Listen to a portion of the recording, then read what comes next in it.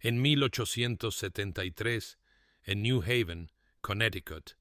la muerte no era meramente un final, sino un elaborado ritual, una representación de duelo que consumía la conciencia victoriana con una intensidad que rayaba en la obsesión. La funeraria de la familia Ashford, establecida en 1841 y ahora operando bajo su tercera generación, se erigía en la calle Elm como un monumento a esta oscura preocupación, sus salas de preparación llenas del olor acre del formaldehído y el ácido carbólico, los nuevos productos químicos del embalsamamiento científico que Edgar Ashford había dominado con la precisión de un cirujano. Su esposa había muerto al traer al mundo a su única hija, dejándolo a él para criar a una niña en habitaciones donde los muertos superaban en número a los vivos, donde la presencia constante de cadáveres se volvió tan ordinaria como el mobiliario. Lo que sucedió en esa casa desafiaría todo lo que la medicina entendía sobre la frontera entre la vida y la muerte. Pero antes de sumergirnos en esta pesadilla, deja un comentario abajo y déjame saber desde dónde estás viendo y qué hora es para ti ahora mismo.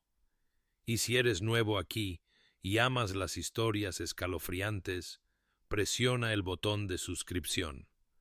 Créeme, querrás recibir notificaciones cuando salga la próxima. Ahora, comencemos. Eleanor Ashford tenía 16 años en la primavera de 1873, y los registros parroquiales que sobreviven la describen con una precisión inquietante que sugiere que quienes la conocieron luchaban por reconciliar lo que veían con lo que sentían en su presencia. Inusualmente serena para alguien tan joven, pero poseedora de una disposición melancólica que parecía extenderse más allá del mero duelo hacia algo más profundo, algo que existía en sus huesos. Había sido criada enteramente dentro de los muros de la funeraria, su infancia marcada no por las risas de otros niños, sino por la llegada de los muertos, su educación consistiendo no solo en literatura y aritmética, sino en las prácticas técnicas de la ciencia mortuoria, que su padre le enseñó con una minuciosidad que escandalizaba a los vecinos, quienes susurraban sobre la impropiedad de que una joven aprendiera a drenar la sangre y preservar la carne. A la edad de 14 años, Eleanor podía preparar un cuerpo para el velatorio con la eficiencia de un aprendiz del doble de su edad, sus pequeñas manos firmes mientras cerraba las mandíbulas con alambre y posicionaba las extremidades en actitudes de reposo pacífico, su rostro sin traicionar emoción alguna mientras trabajaba con los tubos arteriales y el trocar que eran los instrumentos de la profesión de su padre. Era, según todos los testimonios, anormalmente cómoda con la muerte, moviéndose por las salas de preparación con una familiaridad que perturbaba a quienes lo presenciaban, hablando de los difuntos con un desapego clínico que parecía impropio en alguien tan joven, tan femenina, tan supuestamente delicada según los estándares de la feminidad victoriana. Los vecinos de la calle Elm la evitaban cuando caminaba hacia el mercado, cruzando al otro lado de la calle, como si la muerte misma se aferrara a sus faldas, como si el olor del líquido de embalsamar se hubiera impregnado tan profundamente en su piel que ningún lavado podría eliminarlo. Relatos contemporáneos describen su apariencia física con notable consistencia, pálida hasta el punto de la translucidez, con cabello oscuro que llevaba en un moño severo que la hacía parecer mayor de lo que era,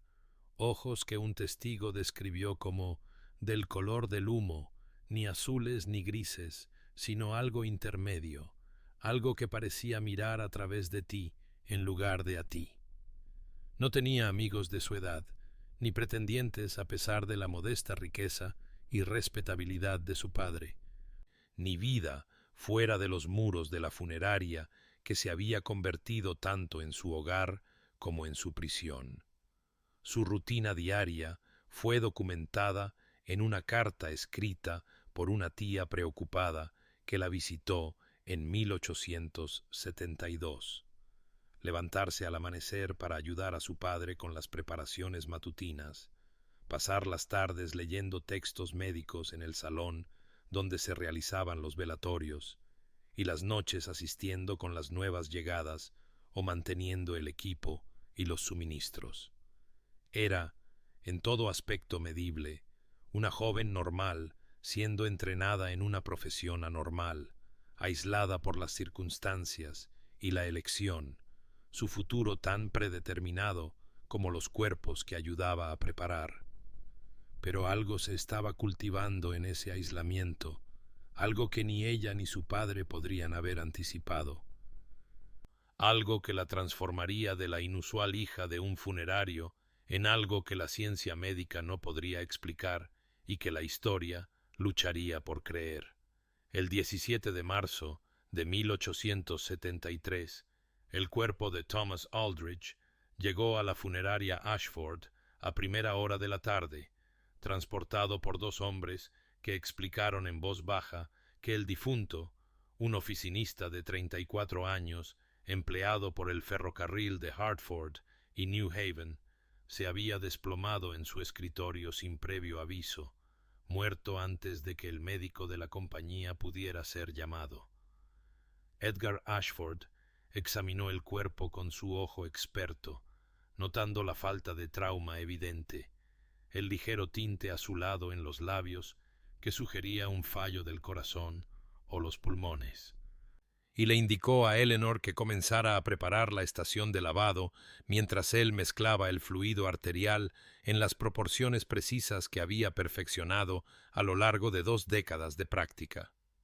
La sala de preparación estaba fría a pesar de la tarde primaveral, mantenida deliberadamente fría para ralentizar la descomposición,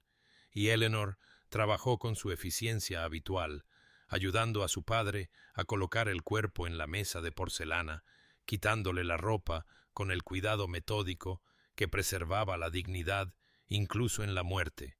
lavando la pálida carne con jabón carbólico antes de que su padre hiciera la incisión en la arteria carótida y comenzara el lento proceso de drenaje e inyección que preservaría a Thomas Aldrich el tiempo suficiente para que su familia se despidiera.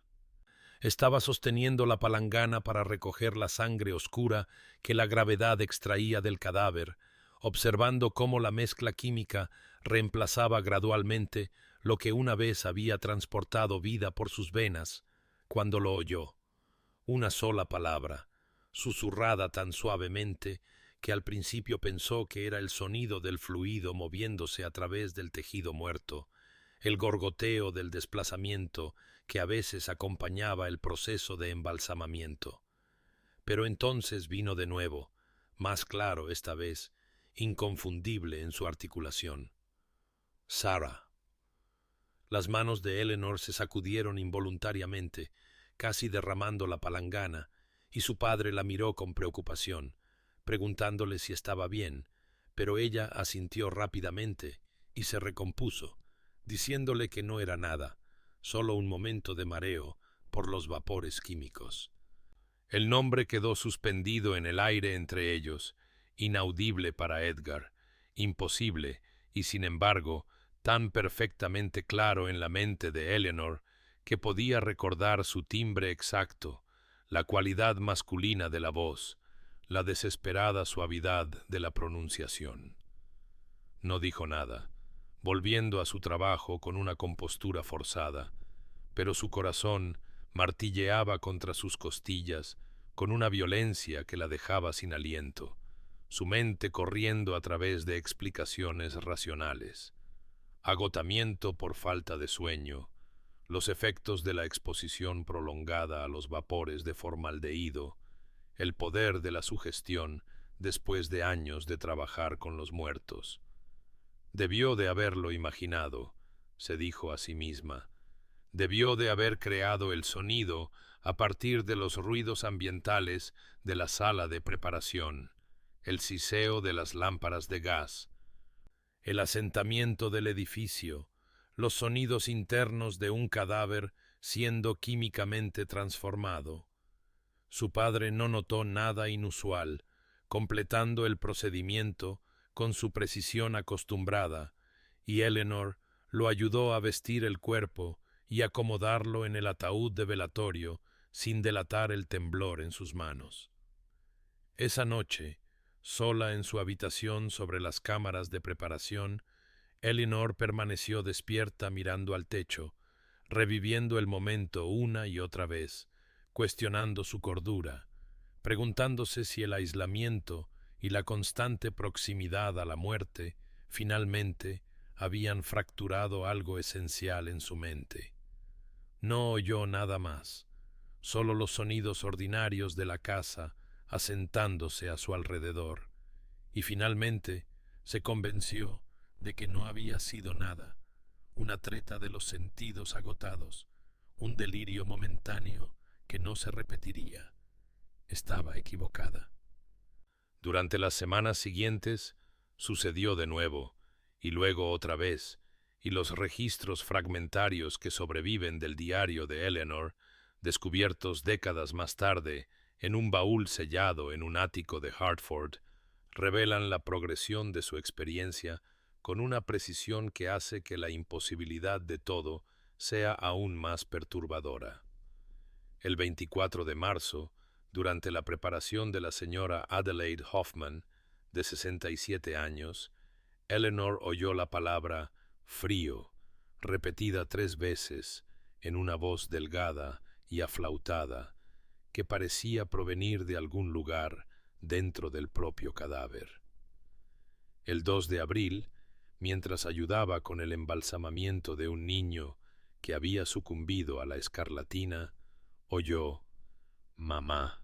susurrado, con un anhelo tan desesperado que tuvo que excusarse de la sala de preparación y vomitar en el callejón detrás del edificio. El patrón era innegable. Cada cuerpo que llegaba a la funeraria parecía traer consigo una voz, a veces apenas audible, a veces sorprendentemente clara, siempre hablando en fragmentos que sugerían no a los muertos elocuentes de la literatura gótica, sino algo mucho más inquietante, los confusos remanentes de la conciencia que aún no habían soltado por completo su agarre de la carne. Eleanor comenzó a documentar cada suceso en un diario encuadernado en cuero que mantenía escondido bajo las tablas del suelo de su dormitorio, registrando el nombre del difunto, la fecha de preparación y las palabras exactas que oía, su caligrafía volviéndose más frenética a medida que se acumulaban las entradas. Su diario revela la progresión psicológica, la confusión inicial dando paso a un miedo profundo, y luego, lo más perturbador, una especie de fascinación horrorizada que la impulsó a comenzar a probar el fenómeno con el enfoque sistemático que su padre le había enseñado a aplicar a la ciencia de la preservación. Hacía preguntas en silencio mientras trabajaba en los cuerpos, preguntas internas dirigidas a los propios cadáveres. ¿Puedes oírme? ¿Cuál es tu nombre? ¿Dónde te duele? A veces no había respuesta, solo el silencio ordinario de la muerte, pero otras veces llegaban fragmentos, no siempre respondiendo directamente a sus preguntas, pero respondiendo de maneras que sugerían que se estaba produciendo alguna forma de comunicación rudimentaria.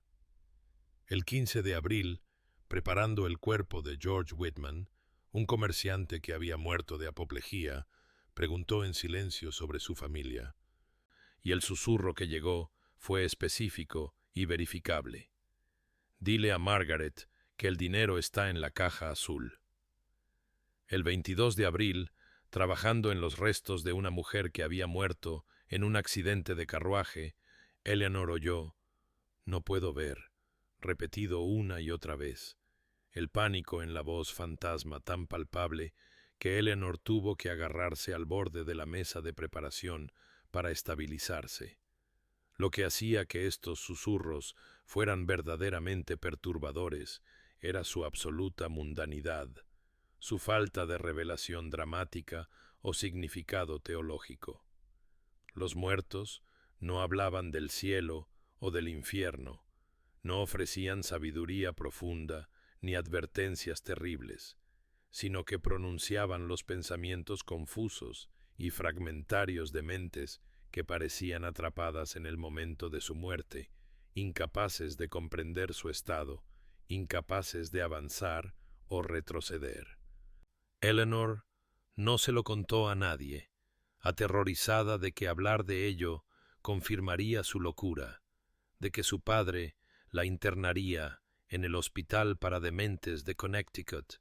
donde las mujeres que oían voces eran encerradas y olvidadas. Su aislamiento se profundizó hasta convertirse en algo cercano a la obsesión,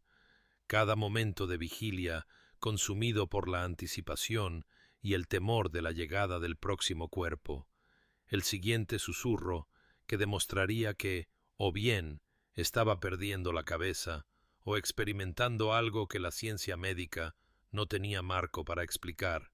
y en las noches de insomnio que seguían a cada encuentro, no podía decidir qué posibilidad la aterraba más. El 29 de abril de 1873, el cuerpo de la señora Catherine Brennan, de 52 años,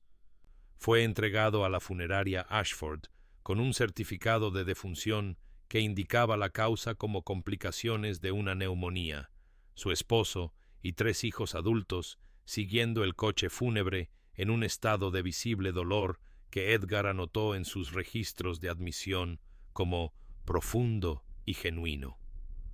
Eleanor ayudó con el examen inicial y el lavado, sus manos moviéndose a través de los movimientos familiares mientras su mente se mantenía preparada para lo que había llegado a esperar, y cuando llegó el susurro fue diferente a todos los demás, no una sola palabra o fragmento confuso, sino una declaración completa y coherente, pronunciada con una voz que conservaba el acento irlandés que la señora Brennan había traído del condado de Cork 40 años antes. Detrás del ladrillo suelto en el sótano, el tercero desde la esquina. Dile a Michael que el dinero está ahí, $217. Lo necesitará para los chicos. La especificidad de aquello golpeó a Eleanor como un golpe físico. Su respiración se atascó en su garganta mientras se agarraba al borde de la mesa de preparación, y por primera vez, desde que este fenómeno había comenzado, se encontró enfrentada no con fragmentos ambiguos que podían ser descartados como imaginación,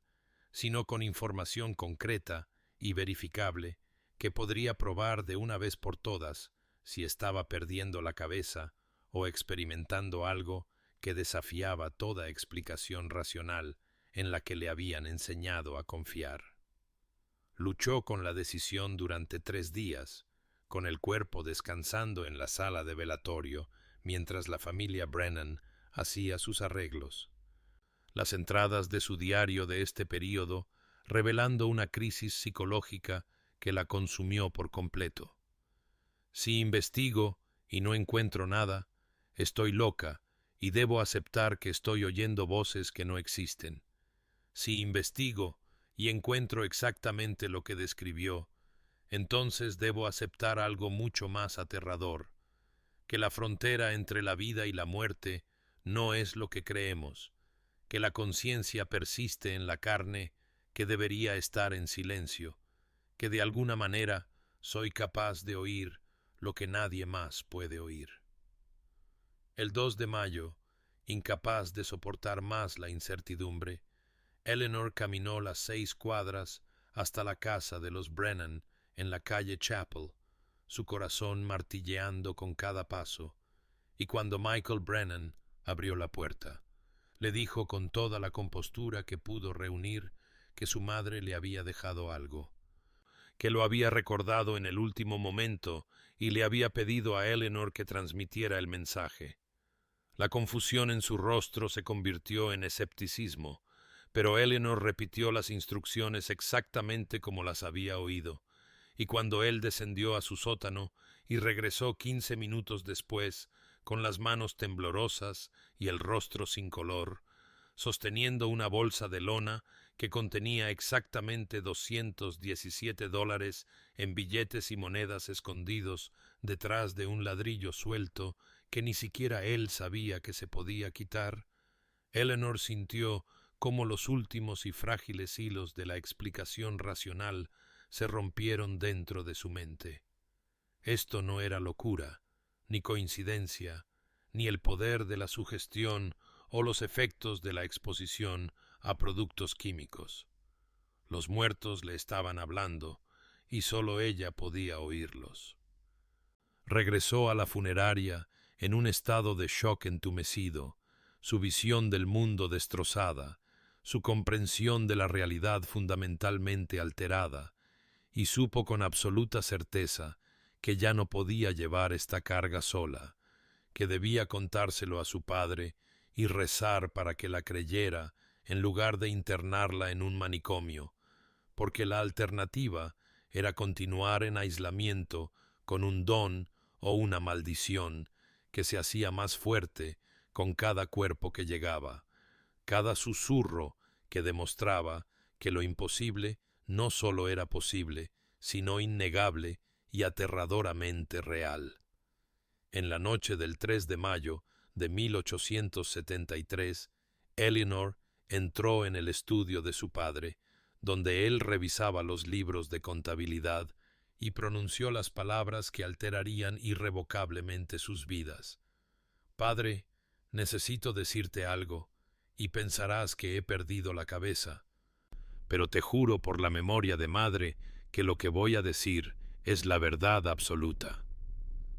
La reacción inicial de Edgar Ashford, documentada en una carta que escribió a su hermano pero nunca envió, descubierta entre sus papeles después de su muerte, fue exactamente lo que Eleanor había temido. Una profunda preocupación por el estado mental de su hija, la inmediata inquietud de que el aislamiento y la naturaleza mórbida de su crianza finalmente se habían manifestado en delirios que requerirían intervención psiquiátrica profesional. Escuchó su explicación con creciente alarma, sus afirmaciones sobre oír hablar a los muertos pareciendo confirmar sus peores temores. Pero cuando ella se ofreció a demostrarlo, cuando le dijo que el cuerpo que actualmente descansaba en la sala de preparación, un trabajador ferroviario llamado James Donnelly, que había muerto en un accidente de cambio de vías esa misma mañana, había susurrado información específica sobre su vida que ella no podría saber por ningún medio normal, Edgar sintió que su escepticismo científico luchaba con su desesperada esperanza de que su hija no estuviera descendiendo a la locura. Le dijo que James Donnelly tenía una hermana llamada Ruth, que vivía en Boston,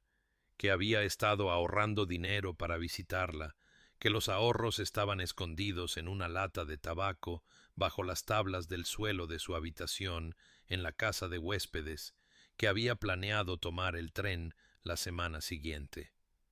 Edgar investigó con la minuciosidad metódica que aplicaba a su trabajo mortuorio, visitando la casa de huéspedes, hablando con la casera, y cuando levantó la tabla del suelo y encontró la lata de tabaco que contenía $37 y un billete de tren a Boston con fecha del 10 de mayo, cuando viajó a la oficina de telégrafos y confirmó a través de los registros ferroviarios que James Donnelly efectivamente tenía una hermana llamada Ruth, que residía en la calle Beacon, su visión del mundo se hizo añicos con una totalidad que lo dejó de pie en la oficina de telégrafos, incapaz de moverse, incapaz de respirar, incapaz de reconciliar 25 años de práctica racional y científica con la imposible realidad de que su hija se estaba comunicando de alguna manera con los muertos. Era un hombre que entendía la muerte a través de la química y la anatomía, que había construido su reputación sobre el enfoque moderno y científico de la preservación, que rechazaba la superstición y abrazaba la lógica fría de la inyección arterial y la fijación de tejidos, y ahora se enfrentaba a la evidencia de que la conciencia persistía más allá del cese de la función cerebral, que algún aspecto del ser humano permanecía atado a la carne incluso después de que toda definición médica de la vida se hubiera extinguido. Las implicaciones teológicas lo aterraban aún más que las médicas. Si los muertos podían hablar, ¿qué significaba eso para el alma, para el cielo, para todo el marco de la creencia cristiana que prometía un descanso pacífico a los fieles? Pero Edgar Ashford era, por encima de todo, un padre que amaba a su hija, y le creyó, no porque la evidencia fuera irrefutable, aunque lo era, sino porque vio en sus ojos la misma mente racional que él había cultivado, la misma observación cuidadosa y análisis lógico que le había enseñado a aplicar a su trabajo. Juntos desarrollaron un sistema de documentación, Eleanor registrando cada susurro en su diario con fecha, hora y testigos presentes, Edgar investigando y verificando la información siempre que fuera posible, ambos conscientes de que la reputación profesional de Edgar, el negocio que había sostenido a 3 generaciones de los Ashford, pendía del hilo del secreto absoluto. Acordaron reunir pruebas en silencio, no decírselo a nadie, hasta que hubieran acumulado pruebas que pudieran resistir el inevitable escepticismo y las acusaciones de fraude. Pero incluso mientras hacían este pacto, otros comenzaban a notar el extraño comportamiento de Eleanor alrededor de los difuntos. La forma en que se detenía durante las preparaciones, como si escuchara algo que nadie más podía oír,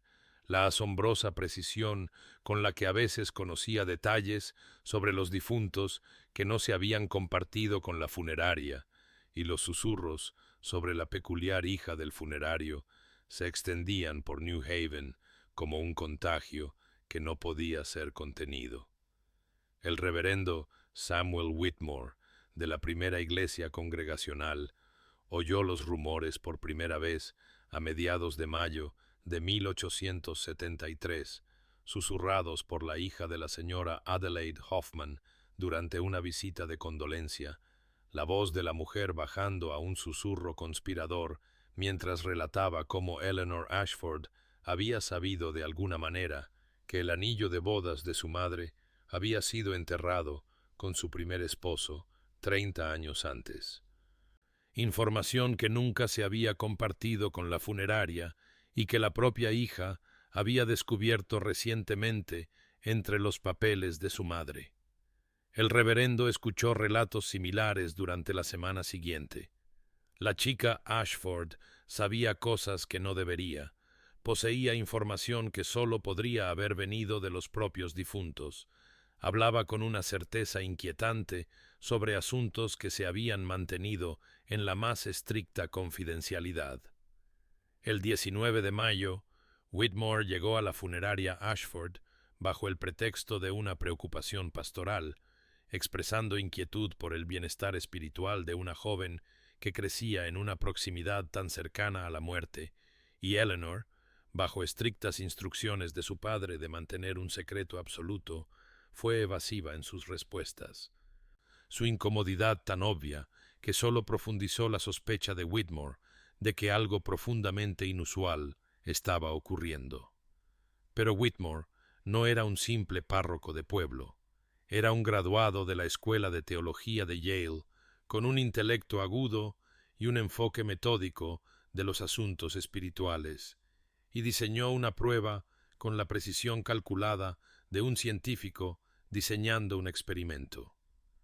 Cuando Benjamin Marsh murió de un derrame cerebral el 22 de mayo, Whitmore Acompañó personalmente a la familia a la funeraria, posicionándose donde pudiera observar a Eleanor durante la consulta inicial,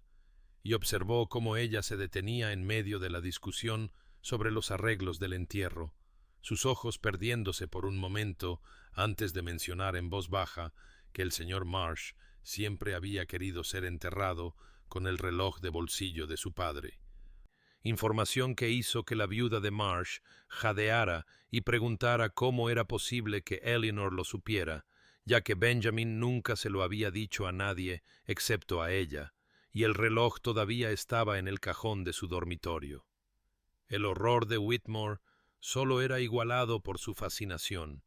las implicaciones teológicas consumiendo sus pensamientos durante las noches de insomnio que siguieron. ¿Era esto un don divino, una maldición de origen demoníaco, o algo que la ciencia médica podría eventualmente explicar a través de mecanismos aún no comprendidos? Exigió respuestas, regresando a la funeraria y confrontando a Edgar Ashford con una franqueza que rayaba en la acusación, insistiendo en que si algo sobrenatural estaba ocurriendo, caía bajo la jurisdicción de la Iglesia y que el secreto continuo no solo era deshonesto, sino potencialmente peligroso para el alma inmortal de Eleanor. Edgar se enfrentó a una decisión imposible: continuar intentando ocultar lo que ya no podía ocultarse, o permitir la investigación de hombres cuyas conclusiones podrían llevar a que su hija fuera etiquetada como bruja, medium o loca. Eligió un camino intermedio, aceptando una observación limitada, pero solo bajo condiciones controladas y solo con la participación del doctor James Hartley, un médico de reputación impecable, conocido por su enfoque escéptico hacia las afirmaciones de fenómenos espiritistas y su compromiso con la evidencia empírica por encima de la explicación supersticiosa. La reacción inicial de Hartley al relato de Whitmore fue un predecible desdén, pero el reverendo fue persuasivo, y la curiosidad científica del doctor fue despertada por la posibilidad de observar lo que él esperaba plenamente exponer como un fraude o una ilusión colectiva.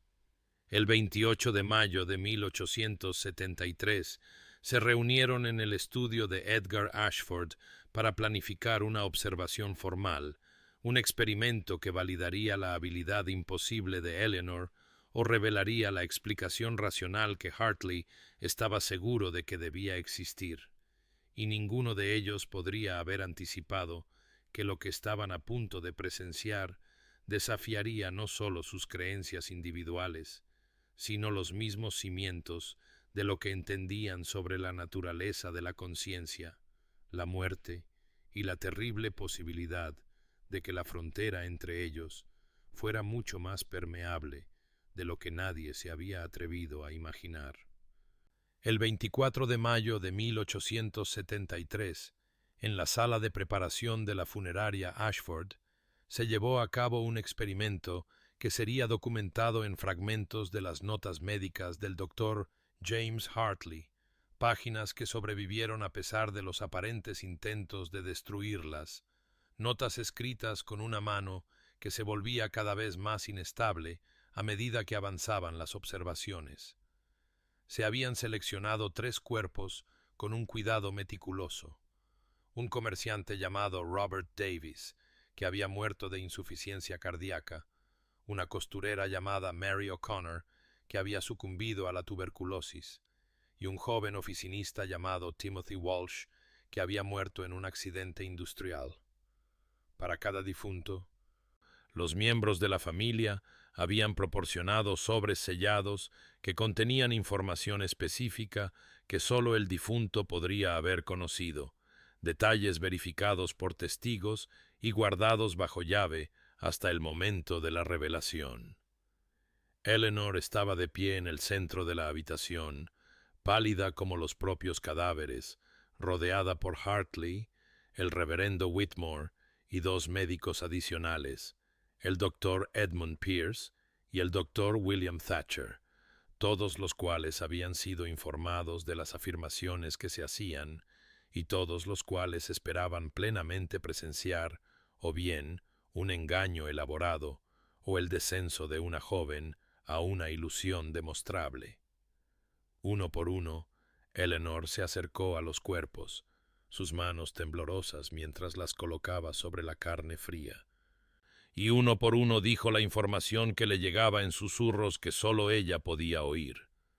Robert Davis había malversado $73 de su empleador, y el dinero estaba escondido en una caja de seguridad debajo del escritorio de su oficina.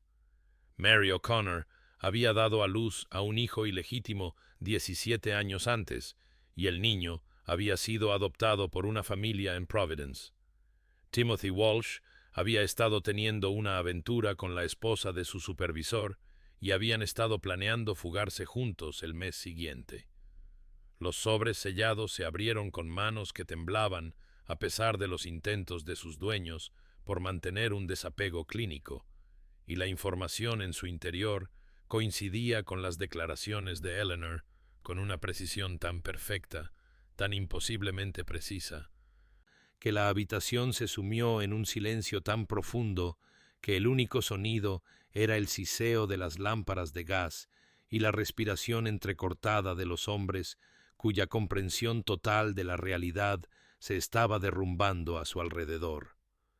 Intentaron todas las explicaciones racionales que su formación médica podía proporcionar. Fraude. Pero Eleanor había estado bajo observación constante, sin oportunidad de investigación previa. Lectura en frío, pero la información era demasiado específica y demasiado verificable. Investigación previa, pero los sobres sellados se habían preparado esa misma mañana y las familias habían sido interrogadas sobre quién podría haber conocido la información, y todas las posibilidades habían sido sistemáticamente eliminadas. No había una explicación racional, y mientras esta comprensión se asentaba sobre los observadores reunidos como un sudario funerario, Eleanor se desplomó de rodillas, su compostura finalmente rota bajo el peso de lo que ya no podía negar ni controlar. Los susurros, les dijo con una voz que se quebraba con cada palabra, se estaban volviendo constantes ahora, un coro interminable que se hacía más fuerte con cada cadáver que entraba en el edificio, voces superpuestas y clamando y exigiendo ser escuchadas hasta que ya no podía distinguir entre los vivos y los muertos, entre el mundo de la carne y el mundo de los espíritus, que parecían sangrar uno en el otro a través de su conciencia como tinta extendiéndose por el agua. Ya no podía excluirlos, no podía encontrar el silencio, ni siquiera en el sueño, porque cada cuerpo en las salas de velatorio le hablaba simultáneamente. Sus pensamientos fragmentarios y mensajes desesperados, creando una cacofonía que la estaba llevando hacia una locura que podía sentir acercándose como una tormenta de invierno, inevitable y omnímoda. Las notas del Dr. Hartley terminan con una sola línea escrita con letras tan irregulares que apenas forman palabras. Dios nos ayude, es real y la está destruyendo. El 3 de junio de 1873, Eleanor Ashford desapareció de su dormitorio sobre las cámaras de preparación, desapareciendo en algún momento entre la medianoche y el amanecer sin ruido ni forcejeo, dejando atrás solo una habitación vacía y la ausencia de su diario encuadernado en cuero que había contenido la evidencia documentada de su terrible don. Edgar Ashford descubrió su ausencia a las 6 de la mañana cuando fue a despertarla para el trabajo del día, encontrando su cama hecha con precisión militar, sus pocas posesiones todavía en sus lugares, pero la tabla del suelo bajo la cual había escondido su diario levantada y el espacio debajo vacío. Registró la funeraria desde el sótano hasta el ático, la llamó por su nombre en cada habitación donde los muertos esperaban en sus ataúdes, y cuando la mañana se alargó hasta la tarde, sin ninguna señal de su hija. Llamó a las autoridades con una desesperación que rayaba en la histeria. La policía de New Haven llevó a cabo una investigación exhaustiva, documentada en registros que aún existen en los archivos de la ciudad, entrevistando a vecinos que no habían visto nada inusual, buscando en los alrededores cualquier rastro de la chica desaparecida, examinando la funeraria en busca de evidencia de juego sucio o entrada forzada, y sin encontrar absolutamente nada que pudiera explicar a dónde había ido Eleanor Ashford o por qué. Las teorías circularon por la comunidad con la velocidad de un escándalo. Se había fugado para escapar de las circunstancias mórbidas de su vida. Se había quitado la vida en un momento de desesperación y su cuerpo sería finalmente encontrado en el puerto o en el bosque. Había sido internada en secreto por su padre, que ya no podía hacer frente a su deteriorado estado mental. Pero ninguna evidencia apoyaba ninguna de estas explicaciones, y a medida que las semanas se convirtieron en meses sin resolución, el caso de Eleanor Ashford se convirtió en una desaparición sin resolver más en un siglo lleno de ellas, una joven que simplemente había dejado de existir como si nunca hubiera sido real. La documentación de su habilidad, los sobres sellados y los registros de verificación y los testimonios de los testigos que podrían haber explicado la magnitud de lo que se había perdido, fue sistemáticamente suprimida por hombres que entendían que tal conocimiento era demasiado peligroso, demasiado desestabilizador para el orden social y teológico que habían jurado defender. El reverendo Whitmore y el doctor Hartley se reunieron en privado y acordaron, en un pacto que ambos hombres documentaron en cartas que sólo fueron descubiertas después de sus muertes, nunca hablar públicamente de lo que habían presenciado, negar cualquier circunstancia inusual si se les preguntaba, y permitir que Eleanor Ashford fuera recordada como nada más que la peculiar hija de un funerario que había desaparecido trágicamente. La funeraria Ashford cerró al cabo de un año. Edgar, incapaz de seguir trabajando en las habitaciones donde la voz de su hija todavía parecía resonar, donde cada cuerpo que llegaba traía consigo el recuerdo del don que la había destruido. Murió en 1879, 6 años después de su desaparición, sin saber nunca qué le había sucedido a Eleanor. Su última entrada en el diario, expresando la esperanza de que dondequiera que estuviera, finalmente hubiera encontrado el silencio que había estado buscando. El resultado fue una de reputaciones destruidas y registros sellados, de un olvido deliberado orquestado por hombres que temían las implicaciones de lo que habían presenciado, y en una generación la historia de Eleanor Ashford se había desvanecido en la oscuridad, descartada como leyenda local, si es que se recordaba. Pero un detalle sobrevivió en los registros fragmentados de 3 manicomios diferentes esparcidos por Connecticut, un detalle que no se relacionó con el caso de Eleanor hasta que los investigadores comenzaron a examinar los archivos más de un siglo después. En el verano y otoño de 1873,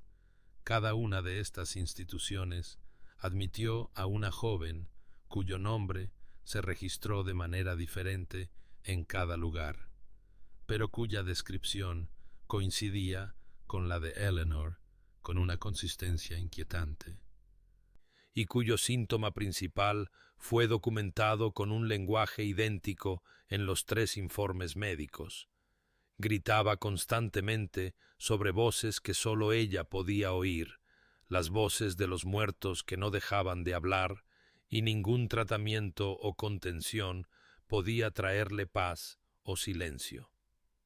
Los documentos supervivientes surgieron a lo largo de varias décadas, descubiertos en áticos, cajas de archivo y ventas de patrimonio por todo Nueva Inglaterra, fragmentos de una historia que había sido deliberadamente suprimida, pero que no pudo ser borrada por completo. Las páginas del diario de Eleanor, encontradas en un baúl de Hartford en 1947. Las notas médicas del Dr. Hartley, descubiertas entre los papeles de su nieto en 1963. Registros parroquiales e informes policiales desenterrados por historiadores locales en la década de 1980, que no tenían idea de que estaban reconstruyendo la evidencia de algo que desafiaba toda su posición sobre la frontera entre la vida y la muerte. Historiadores médicos y parapsicólogos han examinado el caso con las herramientas analíticas de la investigación moderna,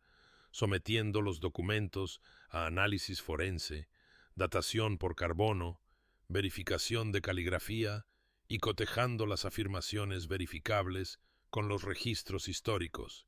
Y mientras algunos descartan todo el asunto como un fraude elaborado o una psicosis compartida, otros señalan la consistencia de la documentación, la credibilidad de los testigos y la ausencia de cualquier motivo claro para el engaño como evidencia de que Eleanor Ashford experimentó algo que la ciencia médica todavía no puede explicar adecuadamente. Las teorías van de lo prosaico a lo paranormal. Histeria masiva amplificada por la obsesión victoriana con la muerte y el espiritismo, un elaborado engaño perpetrado por Eleanor y su padre por razones que murieron con ellos, o un genuino fenómeno inexplicable que sugiere que la conciencia puede persistir de maneras que contradicen nuestra comprensión de la neurología y el cese de la función cerebral. Pero un detalle atormenta a los investigadores con una intensidad que desafía el descarte racional. En 1924, exactamente 51 años después de la desaparición de Eleanor, una mujer que coincidía con su descripción fue fotografiada en la funeraria Whitman en Brattleboro, Vermont, de pie en el fondo de un velatorio familiar, su rostro parcialmente oscurecido, pero sus rasgos distintivos, el cabello oscuro y los ojos de color humo, claramente visibles en la fotografía envejecida que ahora reside en los archivos de la Sociedad Histórica de Brattleboro. La mujer de la fotografía no parece tener más de 20 años, exactamente como se habría visto Eleanor en 1873, un detalle que debería ser imposible, pero que existe en jaluro de plata y papel para que cualquiera lo examine. Y los directores de funerarias de toda Nueva Inglaterra, cuando son interrogados por los investigadores, relatan la misma leyenda transmitida a través de generaciones de su profesión. Una mujer que aparece ocasionalmente en sus establecimientos, siempre sola, siempre al anochecer, preguntando en voz baja si podría sentarse un rato con los muertos, si podría hacerles compañía en su transición. Nunca da su nombre, nunca explica su propósito, y cuando el director de la funeraria regresa después de concederle su petición, ella siempre se ha ido, sin dejar rastro excepto la inquietante sensación de que algo profundo ha ocurrido en la sala de preparación, que alguna comunicación ha tenido lugar más allá del oído de los vivos. Si Eleanor Ashford encontró la paz en su desaparición, si se quitó la vida para escapar de las voces que la atormentaban, o si descubrió alguna forma de existir entre mundos, sirviendo como una intermediaria eterna entre los vivos y los muertos, sigue siendo desconocido y quizás incognoscible. El caso de la hija del funerario que oía susurrar a los cadáveres se erige como un recordatorio de que existen fenómenos en los límites de la experiencia humana que se resisten a una explicación fácil, que algunas habilidades, una vez manifestadas, pueden ser imposibles de escapar o controlar, y que los muertos, quizás, nunca dejan de hablar realmente. La mayoría de nosotros simplemente carecemos del terrible don para oírlos. Y quizás esa misericordia, esa sordera a los susurros de los difuntos, es lo único que permite a los vivos permanecer cuerdos en un mundo donde la muerte no es el final que desesperadamente necesitamos que sea.